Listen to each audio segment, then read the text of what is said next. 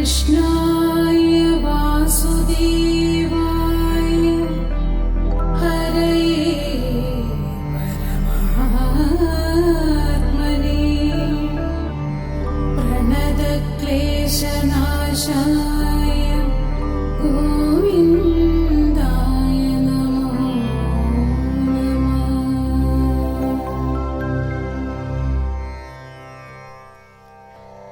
ഭാഗവത കഥകൾ 125. ശ്രീകൃഷ്ണനെ വധിക്കുക എന്ന ലക്ഷ്യത്തോടെ വ്യോമാസുരൻ വൃന്ദാവനത്തിലെത്തിയപ്പോൾ അവർ പതിവ് പോലെ ഗോക്കളെ മേയ്ക്കാൻ പോയിരിക്കുകയായിരുന്നു. ഇളം പുല്ലു തിന്ന് വയർ നിറഞ്ഞ് ഗോക്കൾ തണലിൽ വിശ്രമിച്ചപ്പോൾ ബാലകന്മാർ ഒളിച്ചു കളിക്കാൻ തുടങ്ങി. ഒരു സംഘം പശുക്കളായും മറ്റൊരു സംഘം കാട്ടിലൊളിക്കുന്ന പശുക്കളെ തേടുന്ന ഗോപന്മാരായും സങ്കൽപ്പിച്ചായിരുന്നു കളി. ഒളിച്ചുകളിയിൽ ഏർപ്പെട്ടിരുന്ന ഗോപബാലകന്മാർക്കിടയിലേക്ക് ഒരു ബാലകന്റെ രൂപത്തിലാണ് വ്യോമാസുരൻ എത്തിയത്.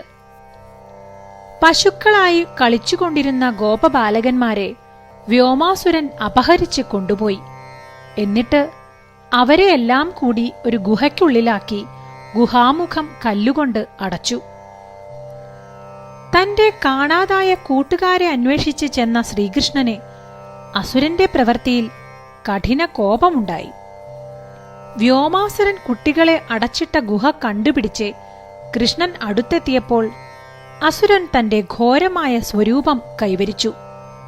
എന്നാൽ തെല്ലും ഭയപ്പെടാതെ കൃഷ്ണൻ അവനെ എതിരിട്ടു. കൃഷ്ണന്റെ ഘോര താണ്ഡനം ഏറ്റപ്പോൾ അവൻ കൃഷ്ണന്റെ പിടിയിൽ നിന്നും രക്ഷപ്പെടാൻ വൃഥാശ്രമം നടത്തി.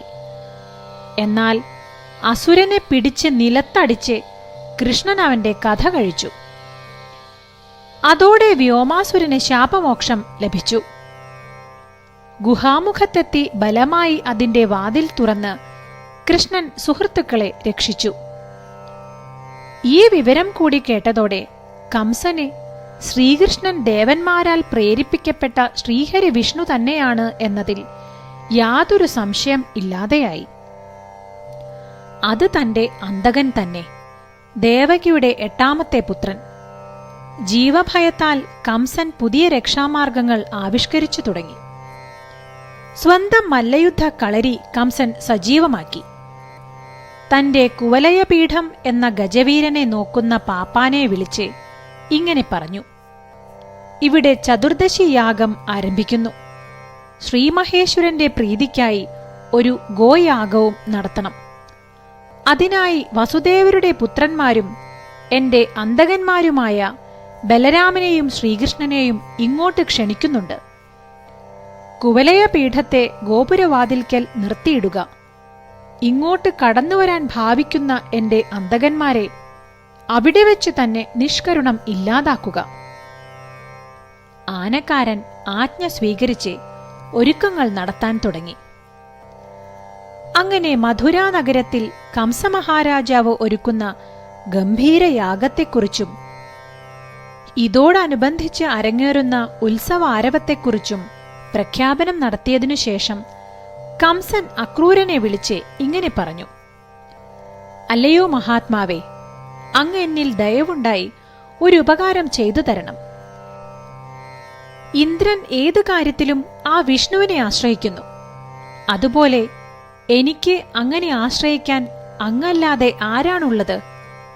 എനിക്ക് വിശ്വസനീയത ഉള്ളവനും എന്റെ ഇഷ്ടം എന്ത് എന്ന് അറിഞ്ഞു പ്രവർത്തിക്കുന്ന അങ്ങല്ലാതെ മറ്റാരും തന്നെ ഈ മധുരാപുരിയിൽ ഇല്ല.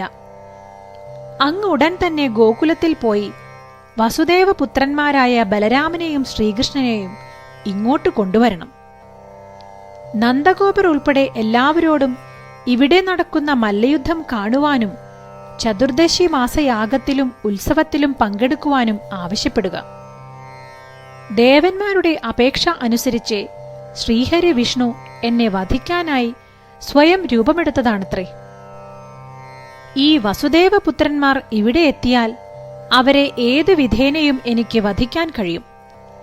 വജ്രതുല്യ ശരീരത്തോടു കൂടിയ മല്ലന്മാരെ കൊണ്ടോ അതല്ലെങ്കിൽ കുവലയപീഠം എന്ന ആനയെക്കൊണ്ടോ അങ്ങനെ ഏതെങ്കിലും വിധത്തിൽ എന്റെ ഈ അന്തകന്മാർ മരണമടഞ്ഞാൽ ബാക്കി സർവ്വ എതിരാളികളെയും വധിച്ച് ശത്രുഹീനമാകുന്ന ഈ രാജ്യം ഞാൻ യഥാവിധി പരിപാലിക്കും. മഹാനായ ജരാസന്ധൻ ആയിരിക്കും എന്റെ ഗുരു. ശംബരൻ, ബാണൻ, നരകൻ എന്നിവരോടൊപ്പം ചേർന്ന് ഈ ദേവന്മാരുടെ പക്ഷത്ത് നിൽക്കുന്ന സർവരെയും ഞാൻ ഇല്ലാതെയാക്കാം. അങ്ങ് എന്തെങ്കിലുമൊക്കെ പറഞ്ഞ് രാമകൃഷ്ണന്മാരെ ഇവിടെ എത്തിക്കുക മാത്രം ചെയ്താൽ മതി. ജ്ഞാനിയായ അക്രൂരൻ ദുരാചാരനായ കംസനെ ഇങ്ങനെ ഉപദേശിച്ചു നോക്കി. മഹാരാജൻ, മൃത്യുവിൽ നിന്നും രക്ഷ പ്രാപിക്കാനായി പ്രവർത്തിക്കുന്നത് ന്യായം തന്നെയാണ്. പക്ഷേ ഫലസിദ്ധി ഉണ്ടായാലും ഇല്ലെങ്കിലും എല്ലാം ദൈവഹിതമാണെന്ന് ഓർത്ത് അങ്ങ് സമചിത്തത പാലിക്കുക. ലൗകിക ചിന്തകളിൽ ഉഴലുന്ന മനുഷ്യർ സ്വന്തം മനോരഥങ്ങളിൽ കയറി സുഖദുഃഖങ്ങളെ സൃഷ്ടിക്കുന്നു. അതാണ് മൃത്യുഭയത്തിന് കാരണം. ഇങ്ങനെ ഏറെ നേരം പറഞ്ഞിട്ടും കംസന് യാതൊരു മനംമാറ്റവും വരുന്നില്ല എന്നറിഞ്ഞ അക്രൂരൻ ഒടുവിൽ ഞാൻ അങ്ങയുടെ ആജ്ഞ പാലിക്കുക തന്നെ ചെയ്യാം എന്ന് പറഞ്ഞ് വിടവാങ്ങി മധുരയിലേക്ക് യാത്ര തിരിച്ചു. അകമഴിഞ്ഞ ഭക്തി ഉണ്ടായിരുന്ന പുണ്യാത്മാവായിരുന്നു അക്രൂരൻ. അദ്ദേഹം യാത്രാമധ്യേ ഇപ്രകാരം ചിന്തിച്ചു: ഭഗവാന്റെ ഈ തിരുദർശനം ലഭിക്കാൻ എന്ത് പുണ്യമാണ് ഞാൻ ചെയ്തിട്ടുള്ളത്? അതിനുമാത്രം ശ്രേഷ്ഠമായ എന്തെങ്കിലും ദാനമോ തപസ്സോ ഞാൻ ചെയ്തിട്ടുണ്ടോ? വിഷയങ്ങളിൽ ഭ്രമിച്ചു കിടക്കുന്ന ഒരാൾക്ക് വേദോച്ചാരണം ലഭിക്കുന്നത് പോലെയാണ് എനിക്കിപ്പോൾ വളരെ ദുർലഭമായ ഭഗവത് ദർശനം സിദ്ധിക്കാൻ പോകുന്നത്. കംസന്റെ ദൂതനായിട്ടാണെങ്കിൽ പോലും എനിക്ക് ശ്രീകൃഷ്ണനെ മുന്നിൽ കണ്ട് ഭഗവത് ദർശനം ലഭിക്കുമെന്ന് തന്നെ ഞാൻ കരുതുന്നു. ആ തിരുമുന്നിലെത്തുമ്പോൾ യോഗികൾ നമിക്കുന്ന ഭഗവാന്റെ കാൽപാദങ്ങൾ ഞാൻ കുമ്പിടും. അതോടെ എന്റെ സർവപാപങ്ങളും നശിച്ചു പോവുകയും ജന്മം സഫലമാവുകയും ചെയ്യും. യഥാർത്ഥത്തിൽ ഈ ദുഷ്ടനായ കംസൻ എന്നെ അനുഗ്രഹിക്കുക തന്നെയല്ലേ ചെയ്തത്? അത് പാലിക്കാൻ പോകുന്നതുകൊണ്ടാണല്ലോ എനിക്ക് ഭഗവാന്റെ ദർശനം ലഭിക്കുന്നത്. ബ്രഹ്മദേവന്മാരും ലക്ഷ്മീദേവിയും മുനിമാരും ആരാധിക്കുന്ന തൃപ്പാദങ്ങൾ ദർശിക്കാൻ എനിക്ക് ഭാഗ്യം ലഭിക്കുമല്ലോ. ഭഗവാന്റെ തിരുസ്വരൂപം അക്രൂരന്റെ മനസ്സിൽ തെളിഞ്ഞു. ബാലാർക്കതുല്യ ശോഭയുള്ള സുന്ദരമായ മുഖം, താമരയിതൾ പോലുള്ള നേത്രങ്ങൾ, മയിൽപ്പീലി ചൂടിയ കാർക്കൂന്തൽ. അങ്ങനെ ചിന്തിച്ചു നടക്കുന്ന അക്രൂരൻ നോക്കുന്നിടത്തെല്ലാം ശുഭലക്ഷണങ്ങൾ കാണാൻ തുടങ്ങി. സജ്ജനങ്ങളെ സംരക്ഷിക്കാനായി ജനിച്ച ഭഗവാൻ യദുകുലനാഥനായി ഗോകുലത്തിൽ വസിക്കുന്നു എന്ന് അക്രൂരന് ഉറപ്പായിരുന്നു. കംസന്റെ ദൂതനായി വരുന്നവനാണ് താൻ എന്ന് കരുതി സർവജ്ഞനായ ഭഗവാൻ ശത്രുവായി കണക്കാക്കുകയില്ലെന്നും അദ്ദേഹം തന്റെ ഹൃദയം തിരിച്ചറിഞ്ഞ് തന്നെ കാരുണ്യത്തോടെ വീക്ഷിക്കുമെന്നും അദ്ദേഹം ഉറച്ചു വിശ്വസിച്ചു. അദ്ദേഹം സദാ ഭഗവത് നാമം സ്വയം ഉരുവിട്ടു. കൈകൂപ്പി നിൽക്കുന്ന എന്നെ ബലരാമൻ വന്ന് ഗൃഹത്തിലേക്ക് കൊണ്ടുപോയി ഉപചരിക്കും. അതിനുശേഷം അവർ സ്വന്തം ബന്ധുക്കൾക്ക് കംസനിൽ നിന്ന് വന്നുചേർന്ന ഉപദ്രവങ്ങളെക്കുറിച്ച് തിരിച്ചറിയും. ഇങ്ങനെയെല്ലാം പലവിധ മനോരാജ്യത്തോടെ യാത്ര ചെയ്ത് അക്രൂരൻ സൂര്യാസ്തമയത്തോടുകൂടി ഗോകുലത്തിൽ എത്തിച്ചേർന്നു. നന്ദഗോപർ എന്തുകൊണ്ടാണ് കൃഷ്ണനെ വിട്ടുപിരിയാൻ സമ്മതിച്ചത്? വൃന്ദാവനം വിട്ടുപോകുന്ന കൃഷ്ണന്റെ കഥ നാളെ.